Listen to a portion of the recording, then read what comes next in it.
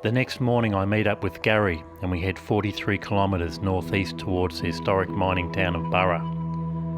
Burra was one of Australia's first mining settlements, with the discovery of copper in 1845. At the time, it supplied 15% of the world's copper and was credited with keeping the fledgling South Australian colony financially afloat. What I found fascinating about the place was that most of the miners were Cornish. Can you imagine what hell it must have been for them, moving from the green fields and coastal views of Cornwall to this barren, endless hell? To live in holes dug in the side of creeks to escape the searing heat, their huge moustaches, the fashion of the day, drooping in the constant swelter. We then went out of town a bit in search of Goyder's line. Goyder was a surveyor who was assigned the task of working out where the good earth ends and the desert begins. Goyder rode over 3,000 kilometres on horseback and surmised that where the salt bush begins, so too does the start of the low rainfall country, unsuitable for planting crops. The year he surveyed the land, 1865, was a particularly wet year, and many farmers did not take heed of Goyder's summation. South Australia was then hit by an extreme drought in the 1880s, thus explaining the many abandoned homesteads littering the horizon. For me it was fascinating that only 50 kilometres away there were the rolling hills and vineyards of Clare, and yet out to the northern horizon there was nothing but flat earth, stretching thousands of miles. As a people we pretty much cling to the eastern seaboard, protected from the outback by the Great Dividing Range, which runs pretty much from top to bottom, Queensland to Victoria. The mountains providing the condensation on the seaward side to sustain rainfall, and thus verdant farmlands. We then headed back past Clare to visit Martindale Hall, a lavish 32-room Georgian-style mansion modelled on an English country estate. It was built in 1880 by Edmund Bowman from a princely inheritance. Specialist tradesmen were brought over from England to complete the handcrafted black and white marble fireplaces featuring statues with obvious Italian influences and the ornate blackwood and oak hand-carved staircase. But by 1891, 11 years later, poor Edmund had blown all his cash. Australia was a different beast to the mother country, and drought and a downturn in wool prices ended his landed gentry dream. A wealthy gentleman by the name of John Mortlock bought the property and later passed it to his son Jack. Jack was an avid traveller and collector of antiquities from around the world. His study included such rarities as a 16th century samurai suit, and the whole place had an opulent aroma of rich mahogany and leather-bound books. When he died in 1950, his wife packed up and left with nothing but a small suitcase, leaving the place like a living museum, bequeathed to a local university. I give all the wineries one last call to no avail. No one wanted to pay for a video, so I ride on towards Port Pirie. I was enjoying the riding. I found it quite relaxing, like a meditation. When you get out on those roads where the scenery is beautiful, it's a really nice sensation to just be passing through the country. Thoughts arise and fall, memories recalled, a dreamlike state. You get into a kind of flow, man and bike moving as one. Port Pirie is an industrial smelter town. As an outsider I noticed a lot of for sale and for lease signs, but from what the Port Redevelopment marketing said, Port Pirie was on the rise. I dropped into a local cafe in a building that was an old church.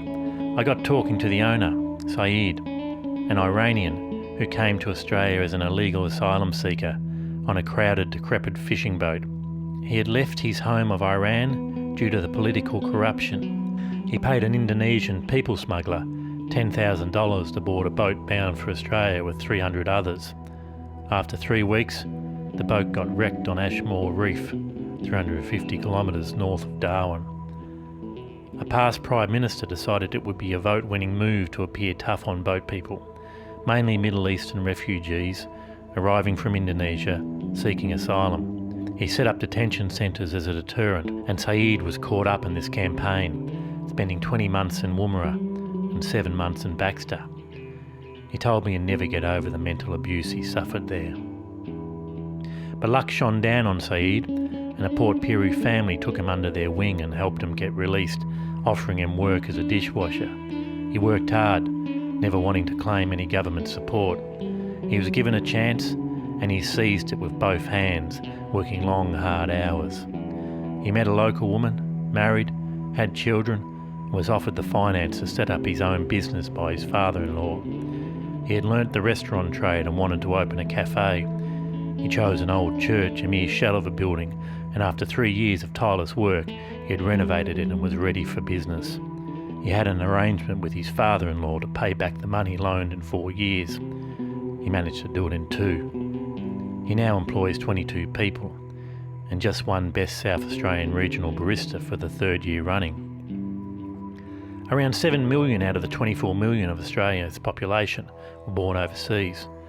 This equates to roughly 30%. Compare that with the USA, which is 13%, the UK 12%, and Germany 8%. In Sydney, 42% of the population was born overseas. But you don't want to come here with nothing, seeking asylum.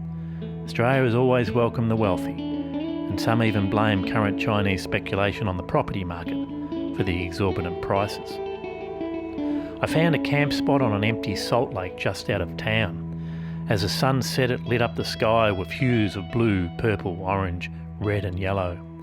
To look out to the west, there was nothing but flat horizon as far as the eye could see. Then came the mosquitoes, hundreds of them. I must have been the only human for miles, and they all took aim at sucking me dry. I quickly got my tent up and jumped in, zipping the fly. A few managed to get in with me, and I squashed them against the side, leaving big smears of blood. The sound that night was like nothing I'd ever heard, an angry, insistent buzz. I'm sure if someone was taken out to this dry lake, stripped naked and bound, they would be bloodless by the morning, sucked dry of every drop. The next morning I went about taking my tent down with my helmet and gloves on.